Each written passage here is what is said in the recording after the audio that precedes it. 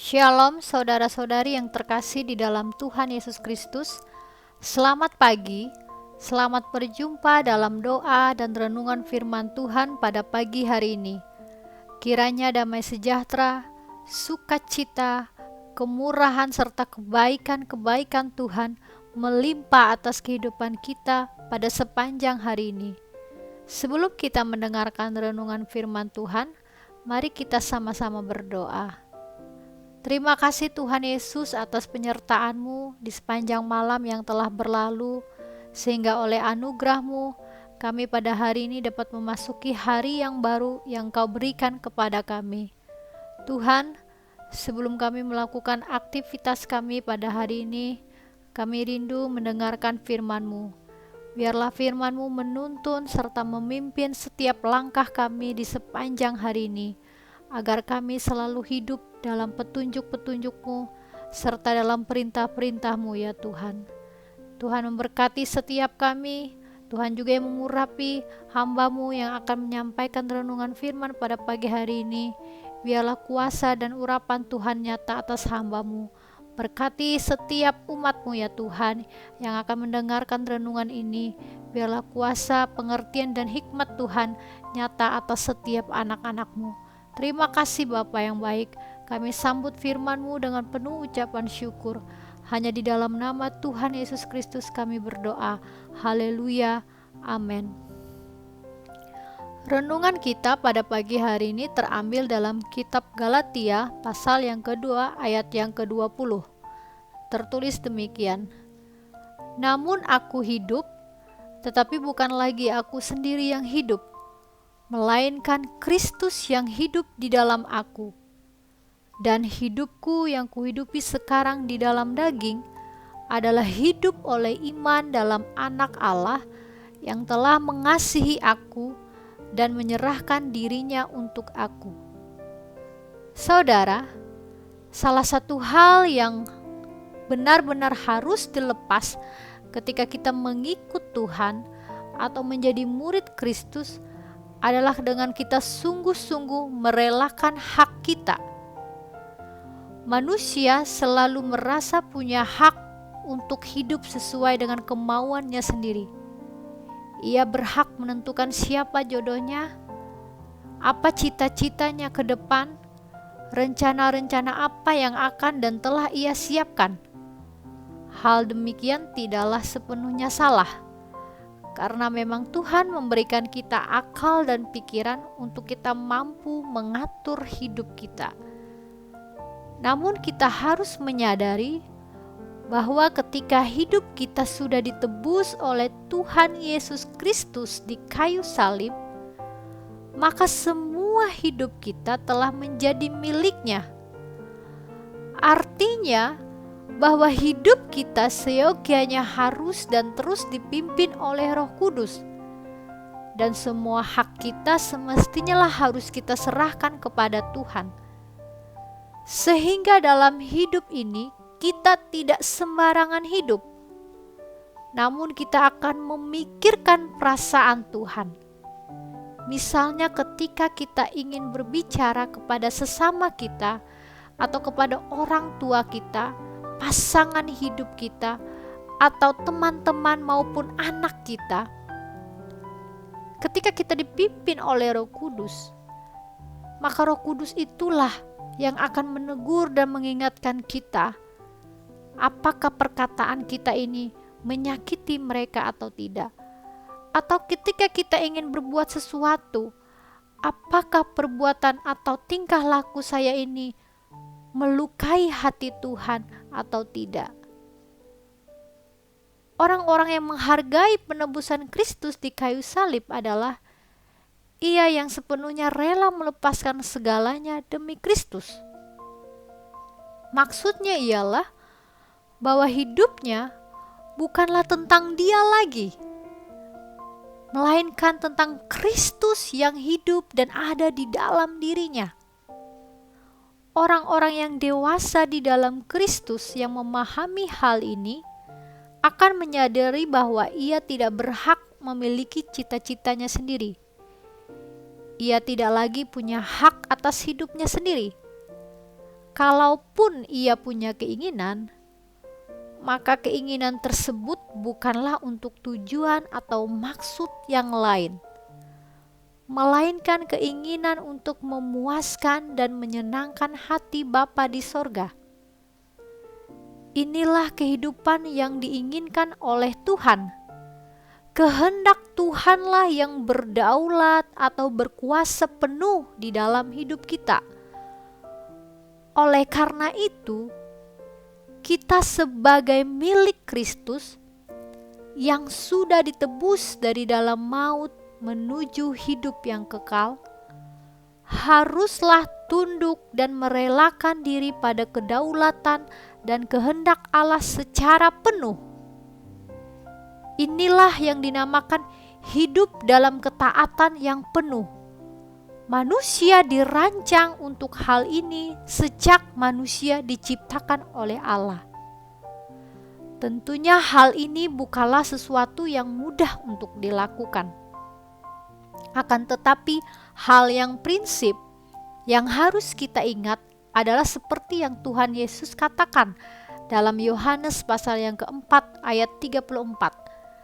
Makananku ialah melakukan kehendak Dia yang mengutus aku dan menyelesaikan pekerjaannya.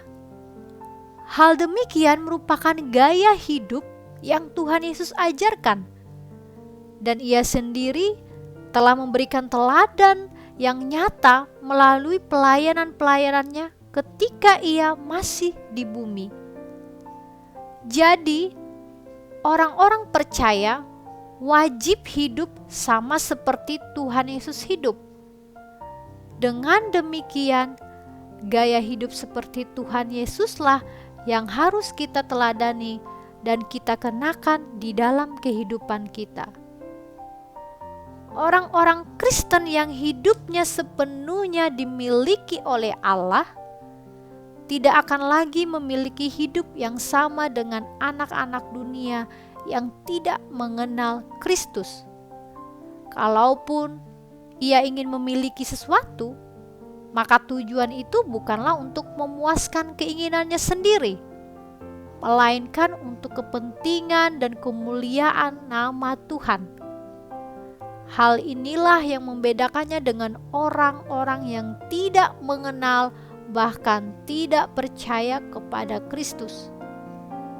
Mereka menginginkan sesuatu untuk kepentingan dirinya semata, untuk menambah nilai dirinya di mata orang lain, atau agar diakui oleh dunia. Namun orang percaya yang memberikan hidupnya terus-menerus dipimpin oleh Roh Kudus, maka ia akan memiliki kepekaan yang tinggi untuk mengerti kehendak Tuhan. Ia tahu apa yang Tuhan sukai maupun yang Tuhan tidak sukai. Ia akan peka jika ada sesuatu yang salah dalam dirinya. Karena Roh Kudus yang ada di dalam dirinya lah yang menuntun hidupnya. Sebaliknya orang yang tidak punya gairah untuk melakukan kehendak Tuhan, maka dalam hidupnya ia tidak akan tahu kehendak Allah dalam kehidupannya sehari-hari. Ia akan hidup sembarangan, bahkan cenderung menyakiti hati Tuhan, baik melalui kata-katanya, karakternya, maupun dalam perbuatannya. Dengan menanggalkan segala kehendak bebas atau keinginan-keinginan kita demi kepentingan Allah, bukan berarti kemanusiaan kita hilang. Kita tetap menyadari bahwa kita tetap manusia biasa dengan segala keterbatasan-keterbatasan kita. Dan dalam hal ini, Tuhan akan tetap mengizinkan kita untuk menikmati segala berkat-berkat yang Ia telah sediakan bagi kita, baik berkat-berkat jasmani maupun berkat-berkat rohani. Di satu sisi, kita tetap memberikan diri kita, menundukkan diri kita sepenuhnya pada kehendak-kehendak Allah, dan di sisi lain, Tuhan akan tetap membawa kita untuk menikmati segala kesenangan yang Ia berikan. Mengikuti keinginan Tuhan bukan berarti Tuhan itu otoriter terhadap hidup kita. Namun Ia mengajarkan bahwa Ia adalah Bapa yang baik, yang memberikan upah sesuai dengan ketaatan kita. Jika kita ingin melakukan kehendak Tuhan, dasarnya bukanlah karena kita takut dihukum atau takut tidak diberkati. Namun kita harus melakukannya atas dasar kita sangat mengasihi Tuhan lebih dari apapun dan hanya ingin menyenangkannya atau membahagiakan hati Tuhan secara tulus. Tuhan sebenarnya tidak menuntut kita untuk membahagiakannya, karena memang Tuhan sudah bahagia. Namun, jika kita mampu menyukakan dan membahagiakan hati Tuhan melalui karakter dan hidup kita, maka itu adalah sebuah anugerah. Amin. Mari kita berdoa. Tuhan Bapa yang baik, terima kasih buat firman-Mu pada pagi hari ini. Biarlah kiranya firman-Mu Tuhan tertanam di loh hati kami, dan biarlah hidup kami semakin hari semakin mengasihi Tuhan. Tuntunlah kami Tuhan, agar kami mampu menyenangkan hati-Mu, melepaskan segala hak kami demi kepentingan-Mu ya Tuhan. Apapun yang kami cita-citakan, apapun yang kami inginkan, biarlah itu berdasarkan kepada kami mengasihi Engkau Tuhan, sehingga apapun yang kami lakukan benar-benar mempermuliakan nama-Mu ya Bapa. Biarlah hidup kami, perkataan kami, perbuatan serta karakter kami menyenangkan hati-Mu ya Tuhan. Oh Tuhan, biarlah hidup kami semakin hari semakin diubahkan, kami semakin hari semakin berkenan di hadapan-Mu ya Tuhan, sehingga hidup kami benar-benar serupa dengan karakter-Mu ya Tuhan Yesus. Terima kasih Bapa. Hamba berdoa Tuhan, buat anak-anak-Mu yang pada pagi hari ini mendengarkan kebenaran firman-Mu. Mari Bapa, Engkau memberkati mereka, apapun pergumulan dan persoalan hidup mereka, Tuhan yang menolong mereka. Mereka yang berbeban berat, Tuhan yang memberikan kelegaan. Mereka yang sakit Tuhan, Engkau tolong jamah dan sembuhkan bagian organ-organ tubuh yang sakit ya Bapa. Mereka yang saat ini sedang putus pengharapan Tuhan, Engkau yang memberikan mereka kekuatan, penghiburan dan harapan-harapan yang baru. Karena hanya di dalam Engkaulah ada sukacita, ada masa depan yang penuh pengharapan. Tuntunlah setiap kami pada pagi hari ini ya Tuhan. Tuntunlah kami pada sepanjang hari ini untuk kami mampu menjadi berkat bagi orang-orang di sekeliling kami.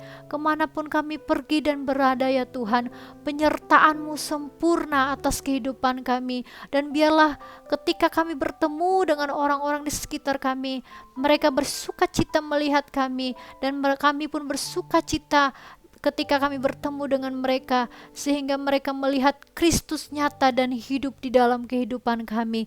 Terima kasih Bapa, terima kasih Yesus. Pada pagi hari ini kami juga akan menyambut berkat Tuhan.